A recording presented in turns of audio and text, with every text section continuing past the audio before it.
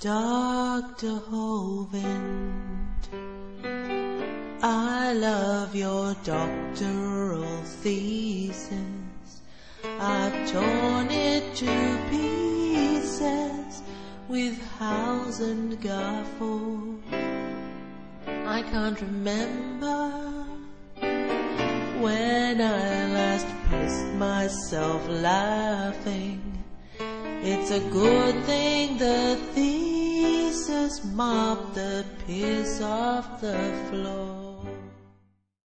Welcome to part 33 of this read-through and peer review of Kent Hovind's doctoral dissertation, which was published on wikileaks.org on December the 9th, 2009. If you have not yet seen the first episodes in this series, then I recommend that you go back and see those first, as in this episode I shall be starting off exactly where I left off in the last.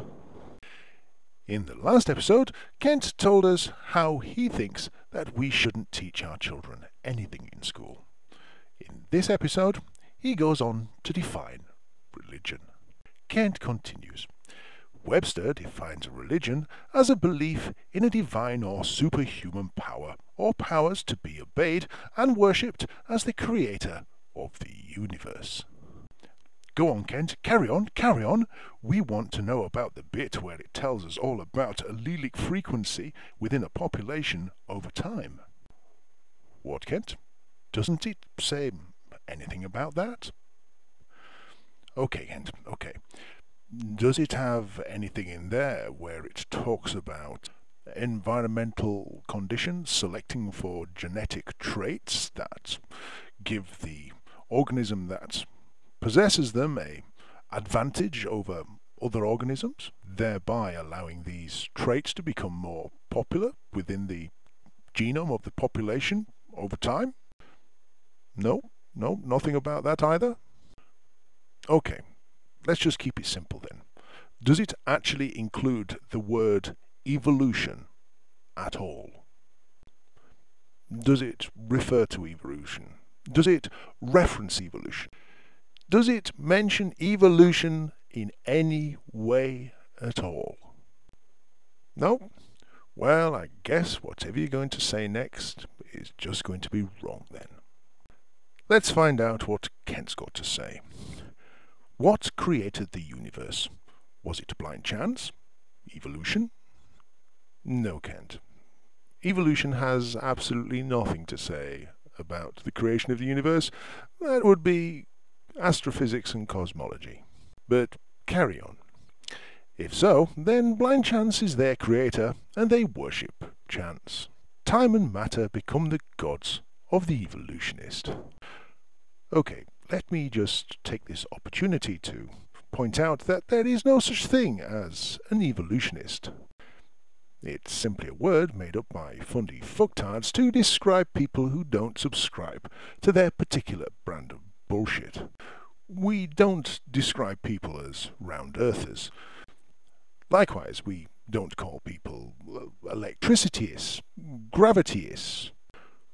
We don't call people who understand Einstein's theory of relativity relativities. They're just normal, educated people. What we do have are names for people that do hold out against these well-founded and well-established scientific theories. We call them uneducated morons. But anyway, we'll let Kent continue making an idiot of himself. If you begin taking away time from the evolutionist by saying the earth is young, that is like taking a pacifier out of a baby's mouth. No, Kent, it's like saying, I'm a complete bloody moron. Just ignore everything else I've got to say, because it's probably going to be bullshit. But continue, Kent. If Webster's definition of religion is correct, then evolution is definitely a part of religion, not science. Kent, we've just been over that bit, haven't we now? Can you point to the divine or superhuman power or powers to be obeyed and worshipped as the creator of the universe that you see in Darwinian evolution? You know, allele frequency within a population over time? determined by and selected by environmental conditions? No? And I know I go over that description and definition quite a few times in this, but it's important that we keep in touch with what we're actually talking about here, Kent. But do go on. I taught science for many years, and I am not against real science. You could have bloody well fooled me. However, we have entered into the realm of religion when we begin saying that the earth came into being out of nothing. And in that last statement, you're actually correct. That last statement is what is commonly known as a combo breaker. There you are with one dumb, erroneous statement after the other, after the other, after the other. A completely unbroken chain of stupidity. And then you go and ruin it. You are heading right to the top of the high score table of stupid, dumb fuck statements, and then you throw that one in. Yes, Kent, I completely agree with you.